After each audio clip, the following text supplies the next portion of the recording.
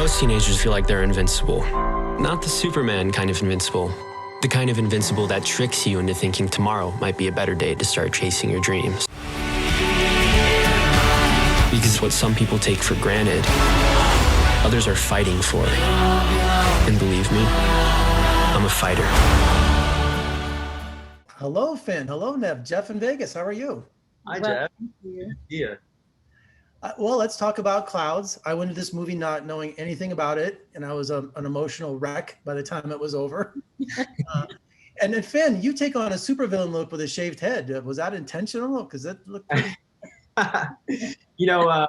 It's funny because we touch on the fact that Zach had a really, good humor about that, and he embraced it. And I think the opening sequence is a perfect encapsulation of Zach's humor and attitude towards the really difficult thing that he was experiencing.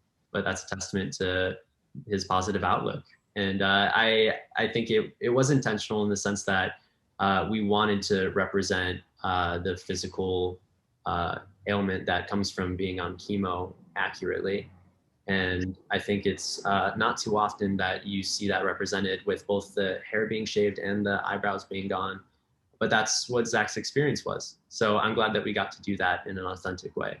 Although my head wasn't actually shaved, it was prosthetics. I think amongst all of us, to be honest, I mean, certainly Finn and I had some very emotional scenes to play out, and that does bring on a real closeness, because you have to get really raw and vulnerable together if you really want to embrace the reality of these circumstances. I was really grateful that Finn was so wonderful and talented and open to going to where he needed to go in this film. And yeah, I think all of us got close. Honestly, it's such a heartbreaking and uplifting story. It meant a great deal to us to get it right. So it was a very special experience. And Finn, I wanted to talk more about his sense of humor, because Zach is a fighter, and he used his sense of humor essentially to communicate and to fight each day. And I thought that was a great mechanism for him to deal with his cancer. Yeah, it fluctuated from being a coping mechanism to just being genuine positivity in the face of his adversity. And I think he used it as a way to bolster up his family members. They were all going through something deeply traumatic, but he was a beacon of light and hope for all of them. Even though he knew he had a terminal diagnosis, he knew that he still needed to be himself, and it ultimately didn't change who he was and his soul. And he was a goofy kid. So yeah, he leaned into that, and he made jokes, and he had fun with his family and friends. And that's what Zach's all about, walking the line between positivity and difficulty. And he did it in such miraculous and nuanced way.